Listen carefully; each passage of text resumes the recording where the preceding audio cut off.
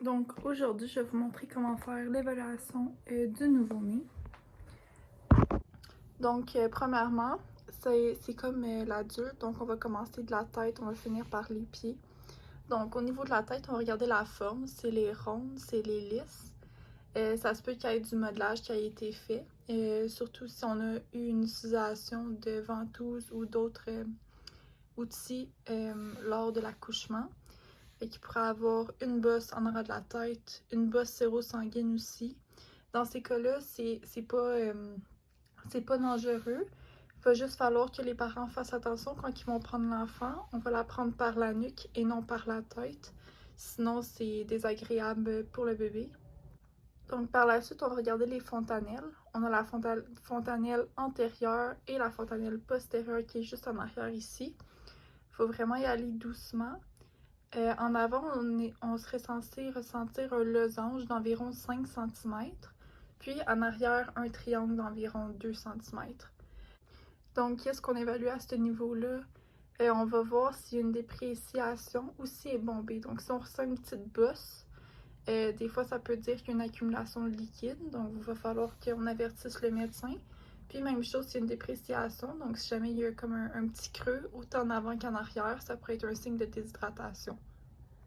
Par la suite, on va regarder les sutures, donc de chaque côté ici.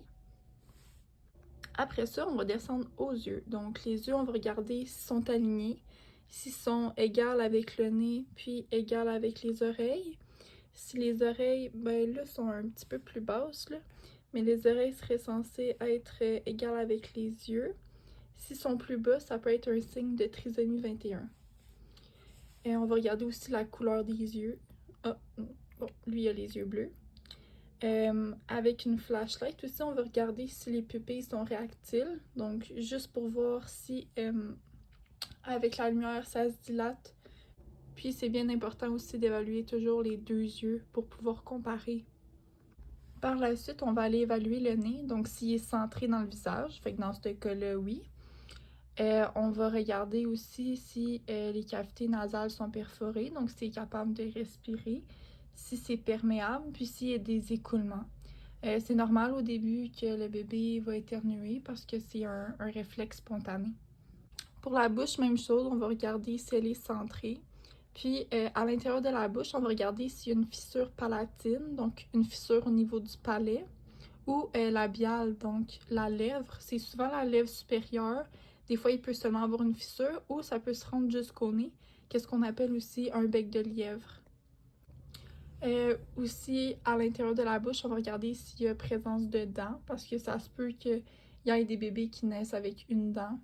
Si les gencives sont rosées, les creux des joues pour voir s'ils sont intacts, la langue pour voir si elle est complète, si jamais il y a des fissures, ou si jamais il y a un dépôt blanc qui pourrait être un champignon qu'on nomme le muguet. Ensuite, on est rendu aux oreilles. Donc les oreilles, on va regarder s'ils sont à la même hauteur. On peut voir que oui. S'ils sont perforés, même chose. Donc là, c'est sûr que c'est une poupée, mais pour voir si il y a le trou puis s'il y a un tympan des deux côtés. On peut faire un test pour voir s'il entend bien. Donc c'est sûr que c'est pas c'est un petit test de base, mais on peut claquer des doigts comme ça ici pour voir s'il réagit. Il devrait tourner sa tête d'un côté ou de l'autre. Pour le coup, il faut faire attention, mais il faut qu'on regarde s'il est malléable, donc s'il est capable d'aller de chaque côté. Puis, on va regarder aussi comment il réagit pour voir s'il y a un inconfort, qui pourrait être un torticolis. Donc, autant comme ça ici, qu'en allant toucher son épaule. Il devrait aussi avoir une présence de plis, c'est très normal. En fait, il faut qu'il y ait des plis au niveau du cou, donc on regarde ça. Pour les clavicules, on fait juste s'assurer qu'il n'y ait pas de fracture, surtout chez les gags, donc les bébés avec un poids plus important à la naissance. Souvent au passage du vagin, ça va, les clavicules, on risque d'avoir une fracture. Bon, maintenant, on peut, si jamais c'est un vrai bébé, on fait la même chose. Donc, on le reste habillé jusqu'à temps qu'on soit rendu à avoir besoin de le déshabiller, sinon il va avoir froid. Donc, on va regarder les mamelons qui sont pas présents. Mais on va évaluer s'il y a de l'œdème, qu'est-ce qui serait normal à cause du transfert d'hormones. Même chose pour des écoulements. Il peut y avoir des écoulements blanchâtres au niveau des mamelons. La couleur pour voir s'ils sont rouges, s'ils sont rosés, s'il y a des petites irritations. Puis pour voir s'il y a un troisième mamelon parce que ça peut être possible. Donc au niveau de l'abdomen, on va regarder la forme. Souvent, il va être en forme de dôme, donc les bébés ont vraiment une grosse bédaine. On va évaluer le nombril, s'il y a des écoulements, si la pince est en place aussi pour le cordon ombilical, puis la coloration, aussi si jamais il y a des signes d'infection ou des odeurs nauséabondes. Par la suite, on va essayer de venir palper le foie et la rate.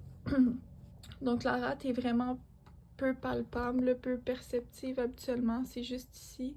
Donc on va aller palper la rate, puis l'autre côté le foie, pour voir s'il n'y a pas une hépatomégalie, si jamais il est trop gros.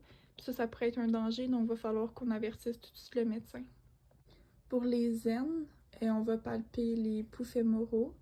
Donc, pas obligé de calculer sur une minute la fréquence, c'est seulement voir s'ils sont palpables et présents. Donc, même chose des deux côtés. Faut qu'on regarde aussi s'ils sont égaux. Pour les organes génitaux chez le garçon, on va regarder le méa urinaire s'il est au bout du gland, s'il est centré aussi, s'il y a des présences d'écoulement toujours ou des rougeurs. Il va falloir qu'on rétracte doucement le prépuce, vraiment pas beaucoup, mais juste pour voir si il se rétracte un petit peu.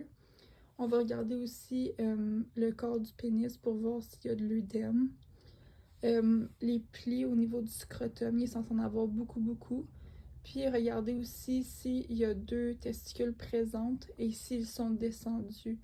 Si jamais ils ne sont pas descendus, c'est pas inquiétant non plus. Jusqu'à l'âge de 1 an, on ne doit pas s'inquiéter. Chez la fille, on va regarder les grandes et les petites lèvres. Les grandes lèvres sont souvent œdémacées à cause du transfert d'hormones, encore une fois. Il peut y avoir du segma, c'est comme une pâte blanche sur la vulve. Donc ça, on va laisser ça là, c'est une couche de protection. On va regarder aussi à l'entrée vaginale s'il y a une ouverture, s'il y a des écoulements. Et même chose, on va regarder le méa urinaire si il est à la bonne place et centré. Au niveau de l'anus, donc on irait comme ça.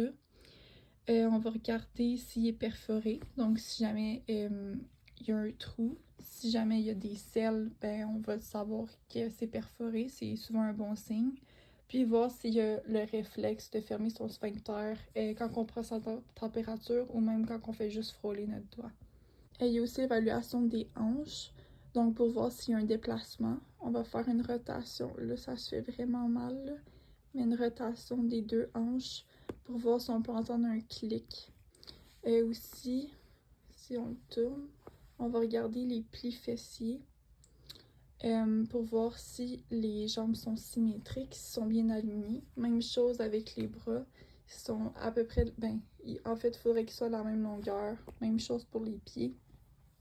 On regarde qu'il y a bien 10 doigts, 10 orteils, que les ongles sont en place.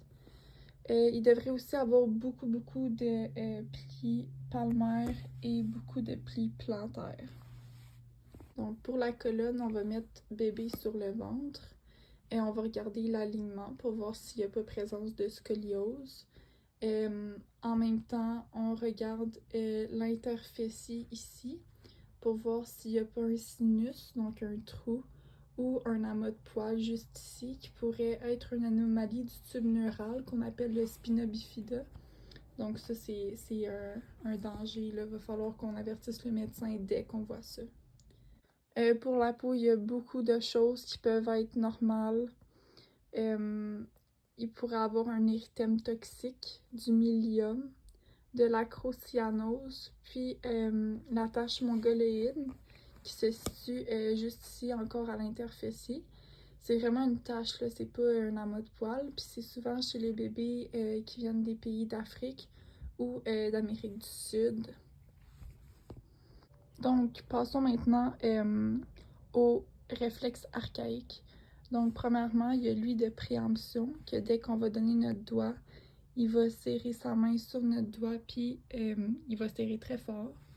Ça va être la même chose au niveau des pieds. Donc, si on met notre doigt ici, ses orteils vont refermer sur notre doigt. Il y aura le réflexe de Babinski, qu'on va venir ici. Puis, son gros orteil va faire une dorsiflexion. Puis, ses autres orteils vont s'écarter en éventail. Il y a aussi le réflexe de succion, que si on vient mettre notre doigt avec un gant au niveau de la bouche, il va suctionner. Pour les points cardinaux, souvent quand il a faim, ça va être pire. Mais si on fait juste flatter sa joue, il devrait tourner pour aller essayer de suctionner. Puis même chose de l'autre côté, il va tourner sa tête.